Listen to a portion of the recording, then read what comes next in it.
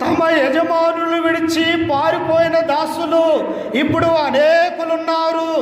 నేను సంపాదించుకొనిన అన్నపానములను నా గొర్రెల బొచ్చు కత్తిరించు వారి కొరకు నేను వధించిన పశుమాంసమును తీసి నేను బొత్తిగా ఎరగని వారికి ఇస్తున్నా అని దావీదు దాసులతో చెప్పగా, అసలు నీకు ఇచ్చింది ఎవరు? గొర్రెల్ని మేకల్ని దేవుడిచ్చాడు.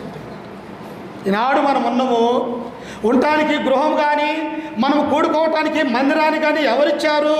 దేవుడిచ్చాడు.